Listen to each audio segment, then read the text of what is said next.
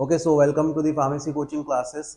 अब हम लोगों ने क्या कर लिया है कि ये पूरे इंडिया में पहली बार हमने ऐसा किया है कि फार्मासिस्ट और डीआई की बैच अलग और जीपैट की बैच अलग। नहीं तो हर जगह क्या होता है कि जीपैट की ही बैच में फार्मासिस्ट और डीआई के भी एस्पायरेंट बैठाते हैं। लास्ट क्लास में मैंने आपको कंबाइन करके बता दिया था कि हम बैचेस अलग करने वाले हैं। सो स्टूडेंट्स, बैचेस अलग हो चुकी हैं, आप ज्वाइन कर सकते हैं। यहाँ पर जो फार्मासिस्ट और डीआई की बैच है, इसमें जो पहली क्लास है वो किस बारे में, तो अब आप अपने रजिस्टर्स निकाल लीजिए, नोट्स बनाना स्टार्ट कर दीजिए। हम पढ़ाई करना स्टार्ट कर दे रहे हैं। मैक्सिमम जो स्टूडेंट है वो फार्मासिस्ट के लिए अप्लाई कर रहे हैं और फार्मासिस्ट एस्पायरेंट्स हैं। मतलब आने वाली जो अपकमिंग वैकेंसीज हैं वो फार्मासिस्ट की आने वाली है। लाइक आप लोगों ने अभी DSSB का फॉर्म भरा होगा, तो हम अभी किस चीज की तैयारी कर रहे हैं, मान के चलिए DSSB की ही तैयारी कर रहे हैं। इसके बाद जो नेक्स्ट अच्छी वैकेंसी आने वाली है वो कौन सी है, आपको पता है, रेलवे फार्मासिस्ट की है। तो उसी की भी हम यहाँ पर तैयारी स्टार्ट कर चुके हैं। सो आज से हम श्री गणेश कर रहे हैं किस चीज का, फार्मासिस्ट, जो कि DSSB और RRB की वैकेंसीज है उसके अकॉर्डिंग।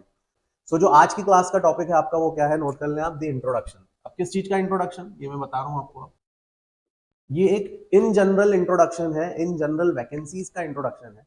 यानी जब स्टूडेंट एडमिशन लेता है तो उसके दिमाग में बहुत ज्यादा कंफ्यूजन रहता है कि हम स्टार्ट कहाँ से करें, शुरुआत कहाँ से करें, ये बहुत बड़ा कंफ्यूजन रहता है। सो आज की क्लास देखने के बाद आपका वो कंफ्यूजन दूर हो जाएगा। जब भी आप तैयारी स्टार्ट करेंगे या दूसरों को भी आप नॉलेज देंगे कि किस तरह से स्टार्ट करना चाहिए, तो आपको आज की क्लास के बाद वो बहुत मदद मिलने वाली है, राइट। सबसे पहले इंट्रोडक्शन में हम देखते हैं कि फॉर एग्जांपल आपका टारगेट क्या है, फार्मासिस्ट या डीआई। इसके लिए आप एलिजिबिलिटी क्राइटेरिया में आते हैं या नहीं, सबसे पहली बात। तो यहाँ भी जितने भी स्टूडेंट्स हैं जो मुझे देख रहे हैं, जो यहाँ पर हैं, वो सारे B.Pharm या फिर डिप्लोमा कंप्लीट करके आ चुके हैं, राइट। अब मैंने कहा यहाँ पर D.Pharm या फिर B.Pharm या फिर B.Pharm जिनका हो चुका है वो स्टूडेंट इस क्लास में बैठे हैं, जो कि तैयारी कर रहे हैं, ऑनलाइन भी और ऑफलाइन भी। जो स्टूडेंट सिर्फ D.Pharm कर चुका है, राइट, यहाँ पर कितने अभी D.Pharm वाले, सारे B.Pharm, राइट। सो ऐसे स्टूडेंट जिनका डिप्लोमा हो चुका है और वो कॉम्पिटिटिव गवर्नमेंट एग्जाम की कॉम्पिटिटिव तैयारी करना चाहते हैं फार्मेसी से रिलेटेड, तो उनके लिए सिर्फ एक वैकेंसी आती है, वो है फार्मासिस्ट, राइट। ये दिमाग में क्लियर कर लें बिल्कुल।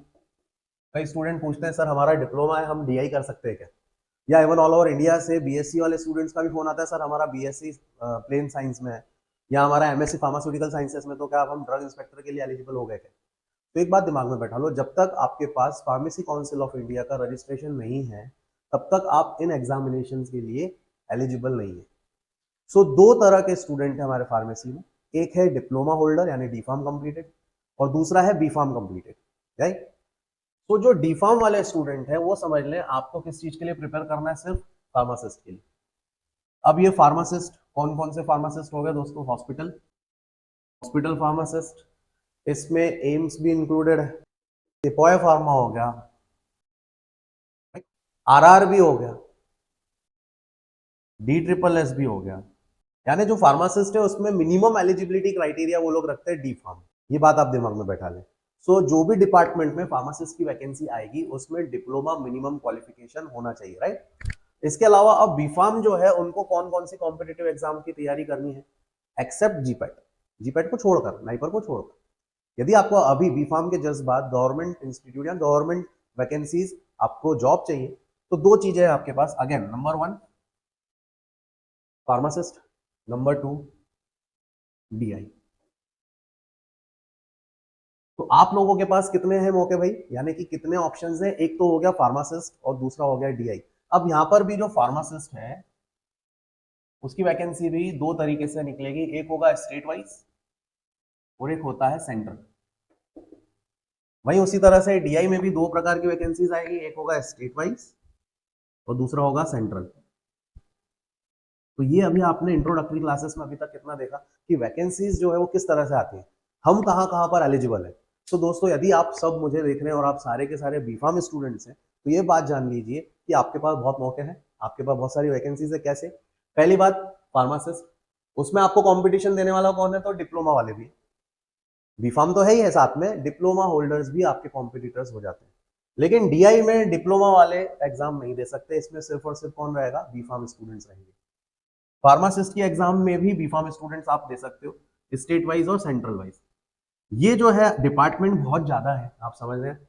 सो अब आप ये मान के चलें कि इतने सारे डिपार्टमेंट है तो 2-2 3-3 साल में ये रोटेशन चलता है। जैसे एक बार अभी स्टेट में एमपी में ईएसबी में एग्जामिनेशन हुई थी अभी 2023 में, राइट, उसके रिजल्ट 24 में आ भी गए। तो अब ये सेम वैकेंसी कितने साल में आनी है? 3 साल में आनी है, राइट, या फिर हो सकता है 4 साल बाद भी आए। लेकिन उसके बाद ईएसआईसी, ये मान लीजिए पिछले 4 साल पहले आई थी तो फिर अभी नेक्स्ट ईयर आ जाए, अभी आ जाए। सो इनमें जो गैप रहता है ना, वो इस तरह से बनता है कि हर साल किसी ना किसी डिपार्टमेंट में ये वैकेंसी आ जाती है। डीआई सिर्फ कितनी बार आएगा? एक तो स्टेट वैकेंसी निकालेगी यानी अपना राज्य सरकार, और दूसरा केंद्र सरकार। तो जो सेंट्रल और स्टेट वैकेंसीज हैं वो भी कितने साल में निकलती है? एवरेज यदि देखा जाए ऑल ओवर इंडिया में हर स्टेट में यही पैटर्न है, 5 साल में एक बार वैकेंसी आती है इसकी। कितने साल में? 5 साल में। और 5 साल में वैकेंसी, इनमें भी अंतर कैसा रहता है? एक एक साल में। तो आप ये मान के चल सकते हैं कि 4 साल में इसमें आ गई तो फिर 5वें साल में इसमें आ गई, यानी 5 साल में 2 वैकेंसीज आती है ड्रग इंस्पेक्टर, राइट। अभी अपने यहाँ से जो ड्रग इंस्पेक्टर सिलेक्ट हुए वो भी मतलब पिछले 4 से 5 साल से इंतजार ही कर रहे थे, है ना। तो अब क्या करें हम? 2 ऑप्शन है, या तो 5 साल वेट करें, कुछ भी ना तैयारी करें, या जीवन में एक न एक बार इस चीज की तैयारी करके रखें और फिर अपने जॉब में लग जाए। उसके बाद क्या होगा? जैसे ही आपके पास वैकेंसी का नोटिफिकेशन आएगा आपको सिर्फ रिवीजन करना है, और दिमाग में ये बात हमेशा बैठाना है कि भैया जो दूसरे सिलेबस है, अभी हम सिलेबस पे आएंगे, सिलेबस का जो दूसरा पहलू है नॉन टेक वाला, वो हमेशा चलते रहे कहीं ना कहीं। कैसे करेंगे वो मैं आपको बताऊंगा, क्योंकि हो सकता है ना कि अब आप 5 साल तक तो कोचिंग करोगे नहीं, सही बात बोल रहा हूँ कि नहीं। तो एक बार सीख के जाना अपना और फिर उसको कंटिन्यू रखना है जब तक वैकेंसी नहीं आती। लेकिन हाँ, जिस दिन वैकेंसी आई है वो आपको मान के चलना है वो वैकेंसी किसके लिए आई है? भाई मेरे लिए ही आई है, मैं ही इसको क्रैक करूंगा, राइट। और वो भी पता होना चाहिए कि हमें हमारे कौन से काम का। नहीं तो क्या है, आपने कई सारे देखे होंगे कि रोज एक वैकेंसी का डाल देते हैं, पता चल रहा है वो सिर्फ 2 वैकेंसीज है इंटरनल डिपार्टमेंट की, अपने काम की नहीं। हम बैठे एमपी में, वो वैकेंसी आई है यूपी में और अपने काम की नहीं, है ना। और हमने फॉर्म भी भर दिया उसका 2,500 रुपए का, या जितने भी रुपीज का वो फॉर्म है। तो इसमें भी आप ना उलझें, आप किसी गुरु या गाइड के अंडर रहें और उनसे पूछें कि सर ये वैकेंसी दिखा रहा है इंटरनेट पे, क्या हम इसको भर सकते हैं? आजकल बहुत फास्ट हो गया, सूचना का जो प्रसारण है, जो आप तक मैसेज पहुंचने की स्पीड है वो बहुत फास्ट हो गई। कैसे? क्योंकि सोशल मीडिया आ गया है, यूट्यूब आ गया है ना, व्हाट्सएप है। एक क्लिक पर पूरी दुनिया में खबर फैल जाती है कि ये वैकेंसीज है। बट वो वाकई में हमारे काम की है कि नहीं, ये कौन बताएगा आपको? एक टीचर ही बता पाएगा या एक एक्सपर्ट बता पाएगा, राइट। तो ये बात ध्यान रखें, क्योंकि फॉर्म में भी बहुत सारे पैसे अपने को वेस्ट नहीं करने। इसके लिए यदि आपको ऑथेंटिक खबर चाहिए कि कहाँ से हमें पता चले कि ये अपने काम की है या नहीं, तो हमारा जो इंस्टाग्राम पेज है उस पर यदि स्टोरी पे कुछ वैकेंसीज आ रही हैं तो आप मान के चलिए वो आ चुकी है, उसके बाद हमने डाली। तो अब डीआई और फार्मासिस्ट, इसमें दोनों में अलग अलग पैटर्न रहते हैं, नो डाउट, राइट। अभी तक जो पैटर्न था, अब आप समझे इसमें भी पैटर्न कैसा रहता है, कब चेंज होता है, क्यों होता है। मैं आपको ये इसीलिए बता दे रहा हूँ कि आपके दिमाग में बेसिक कॉन्सेप्ट क्लियर रहे कि कैसे स्टार्ट करना है और हमें कितना स्टार्ट करना है, कितना खत्म करना है।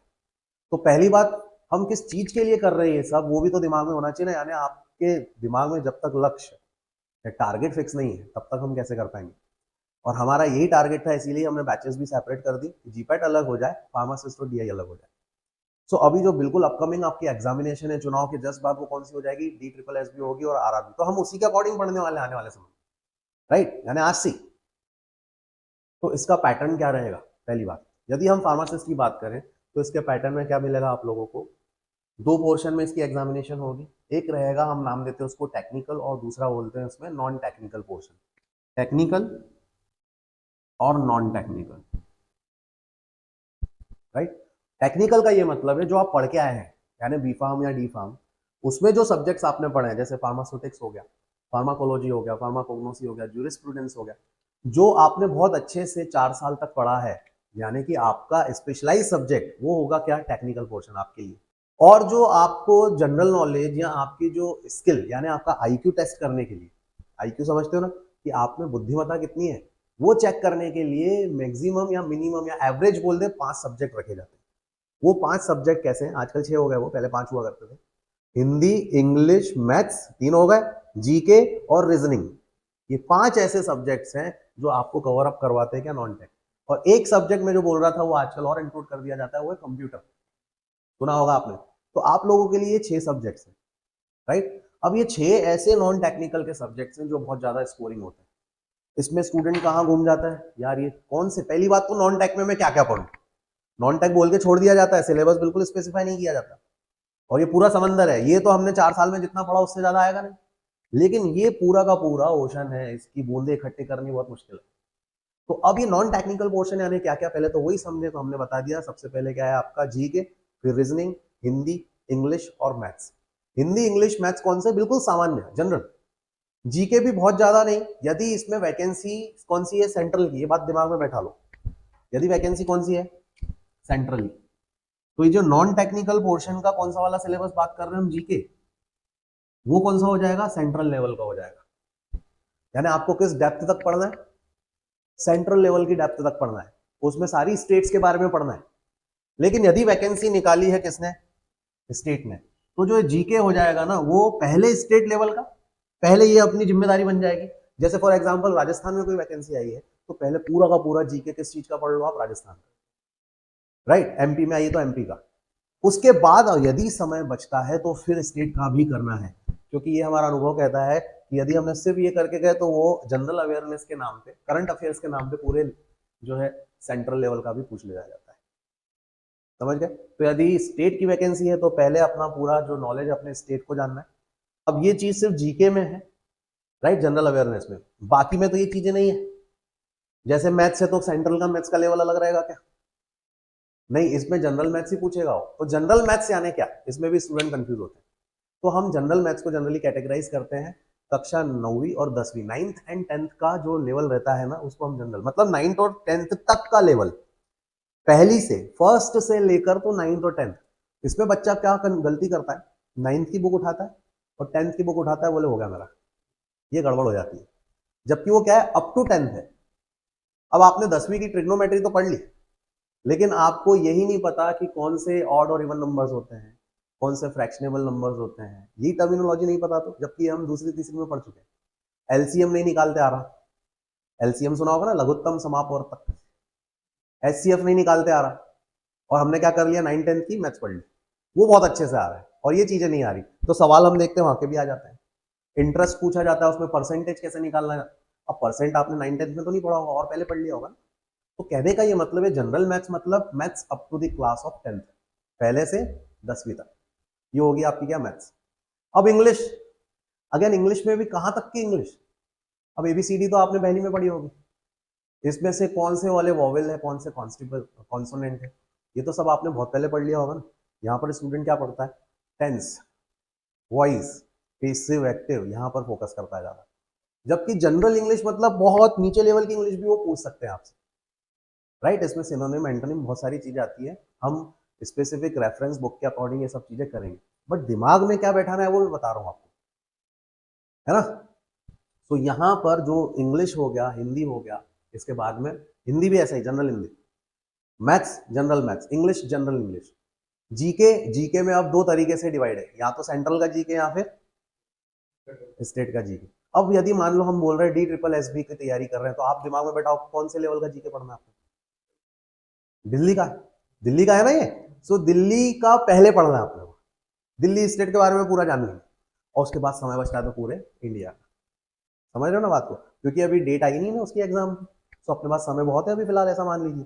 पहले हम फटाफट से दिल्ली स्टेट को जानेंगे, उसके बाद फिर क्या करेंगे, पूरे के पूरे ऑल ओवर इंडिया पे जंप करेंगे, जब जब जीके की बात आएगी। समझिए इस तरह से। इसके बाद में अब नॉन टेक में एक और बहुत ही इंपॉर्टेंट है, वो है रीजनिंग। ये जनरली यहाँ पर बहुत अच्छा खाते हैं लोग। रीजनिंग में क्या पढ़े, कितना पढ़े, दो टाइप की रीजनिंग होती है, verbal, non verbal reasoning, right. अब वर्बल और नॉन वर्बल क्या होती है, हम जब आएगा सब्जेक्ट तो पढ़ेंगे। तो रीजनिंग में कितनी डेप्थ तक पढ़े, ये इतनी मोटी मोटी किताब है यूपीएससी। सो अब इसमें आपको जरूरत रहती है एक टीचर की, गुरु की, नहीं तो आप दिन भर कुछ भी पढ़ लो, उसमें से क्वेश्चन ही नहीं आ रहे। तो हम बताएंगे आपको कितनी डेप्थ तक, कहाँ कहाँ में कैसे कैसे क्वेश्चन आता है, उसको भी हम कुछ कैटेगरी वाइज कंप्लीट करते हैं। और ये वही सब्जेक्ट है जिसको आपको हमेशा स्टार्ट रखना है, क्योंकि ये प्रैक्टिस से आता है, राइट। ये जितना आप करेंगे उतना आपका दिमाग जो है शार्प होगा, और आप आंसर अच्छे से दे पाएंगे। और इसमें ये प्रैक्टिस है ओवरऑल, ये मान के चलिए, हम स्टार्ट तो करें तभी तो उसकी प्रैक्टिस होगी, राइट। तो वो कैटेगरी वाइज हम सीखेंगे धीरे धीरे। अब मान के चलिए नॉन टेक्निकल पोर्शन, अब इसका कितना वेटेज और इसका कितना वेटेज। अभी हम बात किसकी कर रहे हैं, फार्मासिस्ट। इसमें कौन कौन एग्जाम दे सकते हैं, डी फार्म भी और बी फार्म। तो ये सब चीजें सारे स्टूडेंट्स के लिए, जो डी फार्म भी है और जो बी फार्म भी है, राइट। सो थोड़ा सा बोर्ड मेरे को फ्री चाहिए, मैं मिटा रहा हूँ। जब तक मैं बोर्ड रब करूँ, जिसने सब्सक्राइब नहीं किया हमारा चैनल वो कर लीजिए, फार्मेसी कोचिंग क्लासेस, और जो इंस्टाग्राम का पेज है वो भी आप लोग फॉलो कर लीजिए, pharmacy coaching classes. Application install करना है तो हमारी वेबसाइट पे जाइए, वहाँ से आप कर सकते हैं। मेरा नाम है जैकी दुमुआनी, जैकी सर आप बोल सकते हैं, और मेरी क्लासेस देखने के लिए आप मुझे सब्सक्राइब कर लीजिए। चैनल का नाम है फार्मेसी कोचिंग क्लासेस, राइट। तो जब तक हम थोड़ी सी जगह बनाएं और बोर्ड पर, आप सब्सक्राइब कर लीजिए चैनल को फटाफट। स्टूडेंट बहुत सर्च करते हैं नेट पे सिलेबस पैटर्न। मैं आपको क्या सिखा रहा हूँ, यदि नहीं भी दिया है तो घबराओ मत, इसके बाहर का पैटर्न कभी आता ही नहीं, सिर्फ पोर्शन प्रोपोर्शन चेंज होता है। तो पैटर्न क्या मिलेगा भाई, टेक्निकल प्लस नॉन टेक्निकल। पहले जो हुआ करता था, आज से 1-2 साल पहले की बात करूं, तो जो टेक्निकल पोर्शन होता था फार्मासिस्ट की एग्जाम,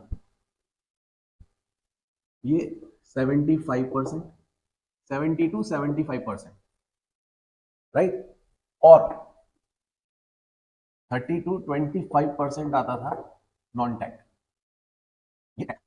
यानी हमारे जो बेसिक सब्जेक्ट्स हुआ करते थे, जो हमारी स्ट्रेंथ हुआ करती थी, उसमें से ज्यादा क्वेश्चन पूछते थे, और नॉन टेक्निकल में से कम। तो इसमें क्या करते थे स्टूडेंट, बहुत आसानी से, वो स्टूडेंट जिनका जीपैट स्ट्रांग हुआ करता था, राइट, जो जीपैट क्रैक करके आ चुके हैं, उनका 75% ऑलरेडी स्ट्रांग है, थोड़ा बहुत भी ये पढ़ ले तो आसानी से वो फार्मासिस्ट क्रैक कर लेते थे। अब इसमें नुकसान किसको होने लगा, डिप्लोमा वाले स्टूडेंट्स को। वैकेंसी तो उनकी है, खा कौन जा रहा है, B pharm, M pharm, teachers. तो फिर क्या हुआ, थोड़ा बहुत चेंज होने लगा इसमें, अब चेंज है, राइट। अभी तक तो ये आ गया, पिछली एग्जाम में भी ऐसे ही हुआ, लेकिन अब क्या हो रहा है, 50-50% वेटेज दे रहे हैं। 50% किसका आएगा, टेक्निकल का, और 50% किसका आएगा, नॉन टेक्निकल का। कि यदि 200 नंबर का क्वेश्चन हुआ तो जनरली, इन जनरल मान के चले 100 मार्क्स किसके मिलने आपको, टेक्निकल पोर्शन, और जो 100 मार्क्स है वो non technical, right. 100 marks technical के, 100 मार्क्स जो है वो नॉन टेक्निकल के आपको मिलने हैं। अब ये हो गया 50-50% रेशो, और ये थोड़ा सा पेपर को टफ बनाता है। यानी इसमें ये कह दिया गया कि नॉन टेक्निकल पोर्शन जो पहले स्टूडेंट जनरली छोड़ दिया करते थे, या उनकी स्कूलिंग के हिसाब से वो कर लिया करते थे, अब नहीं, अब इसकी भी आपको तैयारी करनी ही पड़ेगी। और ये भी एक बहुत बड़ी रीजन है जो हमने बैचेस सेपरेट कर दी। सेम डीआई में भी, ड्रग इंस्पेक्टर में भी क्या होता है कि 200 नंबर का पेपर, उसमें से 100 मार्क्स किसके, नॉन टेक, और 100 मार्क्स हैं आपके टेक्निकल के। और अभी तक जो स्टेट वाली डीआई की वैकेंसीज आई हैं, उसमें ये देखा गया कि निगेटिव मार्किंग नहीं है, स्पेशली एमपी में तो नहीं हुई।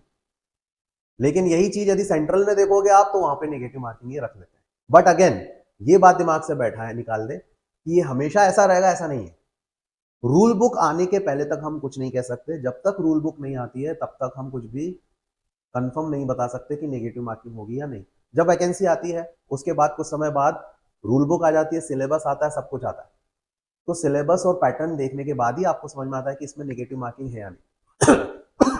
अब सवाल ये उठता है, यदि फार्मासिस्ट की एग्जाम है तो सब्जेक्ट्स क्या रहेंगे, और डीआई की तैयारी कर रहे हैं तो सब्जेक्ट्स क्या रहेंगे। अब आगे चल के इसमें देखें तो सब्जेक्ट्स में, फार्मासिस्ट में मैंने कहा था लेवल क्या रहता है, डी फार्म। किसकी वैकेंसीज रहती है, डी फार्म। तो ऑब्वियसली सब्जेक्ट भी डी फार्म के रहेंगे। तो दोस्तों, जो सब्जेक्ट्स आप डी फार्म में पढ़ते हैं, अब आप तो बी फार्म हो, आप बोलोगे सर हमने तो डी फार्म किया ही नहीं, लेकिन डी फार्म बी फार्म से तो छोटा ही है। सो जो सब्जेक्ट डी फार्म में पढ़ते हैं, वही के वही मैक्सिमम सब्जेक्ट्स आप किस में पढ़ लेते हैं, डी फार्म में पढ़ते हैं। तो डिप्लोमा के टेक्निकल पोर्शन आपको पढ़ना है, जनरली वैकेंसी कौन सी स्टेट की हो तो, है ना, लेवल कौन सा रहेगा इसमें, डिप्लोमा लेवल रहेगा। अब हम इसमें केमिस्ट्री लिखा हुआ रहता है तो क्या पढ़ के जाता है बच्चा, पूरा मैक्सिमल केमिस्ट्री। यदि बी फार्म का हो तो कुछ क्या लिया जाता है वहां पे, इनऑर्गेनिक केमिस्ट्री। समझ रहे हो बात को। अब वहां वो ऑर्गेनिक केमिस्ट्री भी पूछते हैं तो उनका लेवल थोड़ा सा अलग रहता है, डिफरेंट डिप्लोमा का, राइट। उसमें वो जो बुक पढ़ते हो थोड़ी सी डिफरेंट है, और आपके लिए ऑर्गेनिक वो मॉरिसन एंड बॉयड है। सो इसीलिए कितनी डेप्थ तक पढ़ना है, कितने लेवल में घुस के पढ़ना है, वो हम बताएंगे आपको, ठीक है ना। सो यहाँ जो डी फार्म लेवल के सब्जेक्ट्स आपको करने हैं, यानी यदि आप बी फार्म में हो तो सुपरफिशियली आपके सब्जेक्ट्स पढ़ना है। तो हम पहले क्या पैटर्न रखेंगे, सुपरफिशियली वो सारी चीजें जो हमारे काम की है फटाफट करते जाएंगे, और उसके बाद जैसे समय रहता है तो रिवीजन के टाइम में और एक्स्ट्रा चीजें उसमें ऐड करते जाएंगे, और चीजें ऐड करते जाएंगे, और समय रहा फिर वापस से जीपैट की बैच में भी बैठेंगे। तो इस तरह से लेवल कैसे जाएगा आपका, मिनिमम से मैक्सिमम की तरफ, क्योंकि अगेन सब्जेक्ट्स कौन से रहेंगे, ये रहेंगे अपने पास, है ना। तो हमारा जो लेवल रहेगा वो इस तरह से रहेगा, यहाँ से स्टार्ट पॉइंट रहेगा, और यहाँ से धीरे धीरे धीरे धीरे धीरे धीरे धीरे धीरे धीरे ऐसे बढ़ाते जाएंगे। समझ गए। और अभी ऑल ओवर इंडिया में क्या हो रहा है, हमारे यहाँ पे भी पहले यही होता था कि जो जीपैट की बैच है वहां से स्टार्ट करवा दिया, मतलब आपका जो लेवल है वो सीधा यहाँ से ले जाने की कोशिश कर रहे हैं हम। समझ रहे हो ना। जो जीपैट का ऑलरेडी लेवल इतना हाई, वहां पे पूरा डेप्थ में इतना सारा पढ़ते हैं, तो हम यदि यहाँ से स्टार्ट कर रहे हैं तो एक तकलीफ ये होती है, जो डिप्लोमा वाला स्टूडेंट यदि तैयारी कर रहा है तो उसके दिमाग में वैसे ही जाता है। या ऐसा स्टूडेंट 2 महीने बाद यदि वैकेंसी एग्जाम है तो फिर उसके भी इतना डेप्थ में काम का नहीं। तो इसीलिए हमारा पैटर्न क्या होना चाहिए, ये इस तरह से अचीव करना है। जब हम इस पॉइंट पे पहुंच जाए फिर आप कितनी भी मैक्सिमम यदि टाइम हो तो जाते रहो, और फिर कोई नहीं रोक पाएगा आपको, सिलेक्शन होगा। समझ गए ना। तो इसीलिए ही यही रीजन है कि हमें ये ना करना पड़े यहाँ से चले फार्मासिस्ट के लिए तो बैचेस अलग करनी पड़ी। ठीक है ना। ये सही पैटर्न है, ये भी सही है, लेकिन उसमें सारे स्टूडेंट कैच नहीं कर सकते। और इसमें मिसिंग क्या रहता है, एक नॉन टेक्निकल पोर्शन। इसमें इंक्लूडेड क्या रहेगा, नॉन टेक्निकल पोर्शन। ये थोड़ा सा डिफरेंस है। समझ गए बात को। तो ये हमने अचीव कर लिया सक्सेसफुली। आज से देखो स्टार्ट भी कर दिया और होगा, ये रोज होगा। ठीक है, चले। तो अब हम आते हैं सब्जेक्ट्स पे। कौन से वो 10 से 11 सब्जेक्ट्स हैं। पहले टेक्निकल की बात करें तो नोट कर दें दी सब्जेक्ट्स ऑफ व्हाट। देखिए स्टूडेंट्स, बैचेस हमारी स्टार्ट हो चुकी है। आप लोगों को और भी डिटेल में पढ़ना है तो आप एडमिशन ले सकते हैं। यूट्यूब पर भी हमारा वीडियो अवेलेबल रहेंगे इसी तरह से, उसमें भी आप जुड़ सकते हैं। और डिटेल में होना है तो आप फार्मेसी कोचिंग क्लासेस यहाँ पर ऑफलाइन भी ज्वाइन कर सकते हैं और डिजिटल बैच को भी ज्वाइन कर सकते हैं। तो सब्सक्राइब कर दीजिए हमारा चैनल। मिलते हैं हम लोग हमारी अगली क्लास में। Thank you very much.